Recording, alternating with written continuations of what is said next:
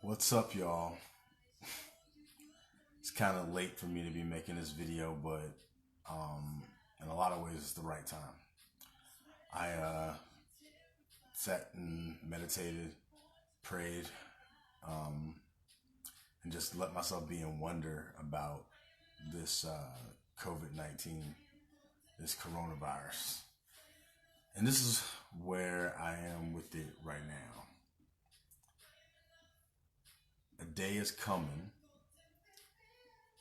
maybe in the distant future, maybe not in the not too distant future, where this virus is going to be a memory. We're going to look back and we're going to say, remember COVID-19? Remember the coronavirus? And everybody go, yeah, that was crazy. And we'll talk about all the things that are going on right now, all the things that are shutting down, all the ways that we had to self-isolate, self-distance, to try to keep the bell curve flattened out. We'll be talking about all those things. And we'll even be at a place where people might be laughing about it, like joking about COVID-19, because that's what humans do when they survive something. They look back on it and they laugh to make things lighter. All that's going to happen, but the things that will stick around will be the way we treated each other during this time. When we look back, some of us will see that we stuck together, that we built community, that we used these digital platforms that we say are supposed to bring us together, and they actually will bring us together. And then some of us will be afraid. Some of us will be living in fear, and out of that fear, we will treat people poorly, and that will linger.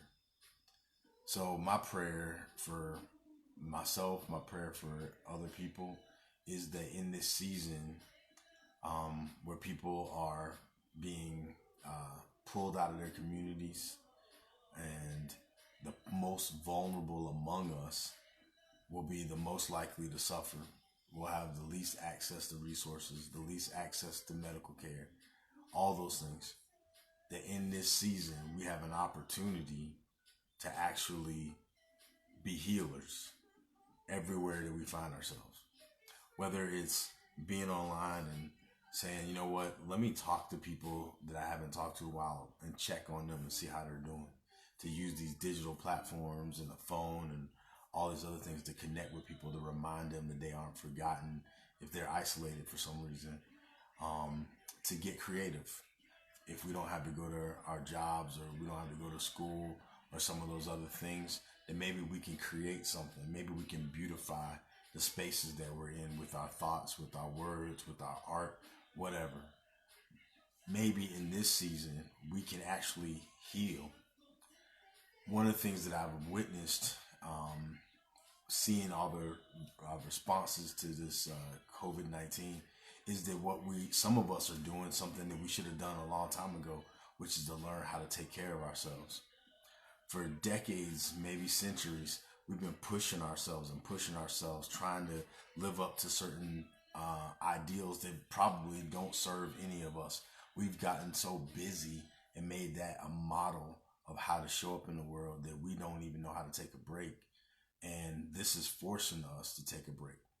We've gotten so addicted to going out into the malls and buying stuff that we don't need and all these other things. And now, all of a sudden, this virus, is putting us in a situation where we have to stop.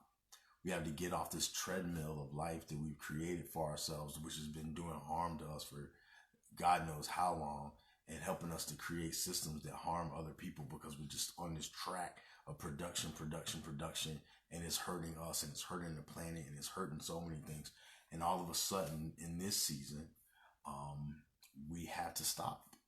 We have to slow down. We have to evaluate. We have to prioritize. We have to figure out what's actually worth being a part of, what's actually worth doing, what's actually worth investing our time and our energy and our minds into. What thoughts are we investing ourselves into? This season is actually making us slow down and stop and figure out what values really are. And we're going to discover, I imagine, that the values that we placed on the dollars and stuff like that are not as much of value as we thought. That there's other economies that exist simultaneously that we haven't seen as values, that in this season can be seen as values. The economy of relationship, the economy of community, the economy of creativity, the economy of love. All of those things I hope in this season will be expanded, and that we'll learn to realign our values with things that actually add to community. And I hope that in this season we'll also learn that this using and theming and all these other things, if we ever forgot that we weren't connected to one another, right now we will see. Because one of the things about virulent things is that they show that we are connected. You can't just say, oh, I have this virus and it's only going to get certain people. You know, we are connected. We are bonded, whether we want to be or not. And this season, we'll be able to see that. The people that we refuse to take care of, they will end up being the people that may end up carrying this thing and if we took care of each other earlier, maybe we wouldn't find ourselves in such a crisis.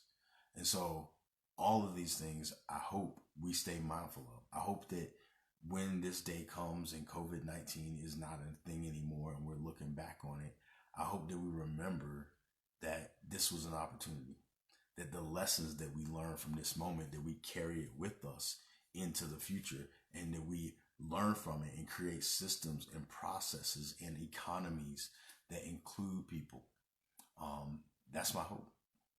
And as I continue to pray on it and meditate on it and be in wonder about how I need to show up in different situations, that I'm led first and foremost by love, first and foremost by a spirit of invitation. And even though there are going to be some physical barriers, that there doesn't have to be any emotional or spiritual barriers, that we can reach out to one another, that I myself can push myself to do some of the things that I lifted up by contacting people and letting them know that they're on my mind, to create something that can add value to the connections that I have. And hopefully at the end of this, I too will remember the lessons of the season, to care for myself, so that I can give to others what I give to myself, to be able to understand what is important and what isn't important, and to just live from a space of hope. Because if we don't have that, all we have is our fear and our reaction. And ultimately, we don't need that. What we need is to learn from this space and to just be better. And hopefully see this as an opportunity to do that. I'll leave you with one little story from some years ago. I was with this program. It was people were we were doing something about DARE, DARE to keep kids off of drugs program. And a woman, I was in a reasonably affluent community at the time, and a woman came in and she said to me, I said, oh, do you want to help support DARE programs in schools? And she said, oh, I don't need that. My kids are not in school anymore. They graduated. And I was like, well, it's not for your kids. It's for the kids who may be on drugs or something like that, and they may rob your kids for drug money. And she was like, whoa, I never thought about it like that. And then she donated. And that was it made it sound like manipulation. It wasn't trying to be. What it was trying to make her aware is that when you serve others, it does come back around. Because we are all part of one system. One body, many members is what is said in the tradition that I'm from, this Christian tradition. So let's remember that going forward. Because as that lesson teaches, when one of us suffers, we all suffer. And when one of us is honored, we're all lifted up. So may this be a season of lifting one another up. And I hope that if you come across this video, that it adds something to your moment, to your day. God bless.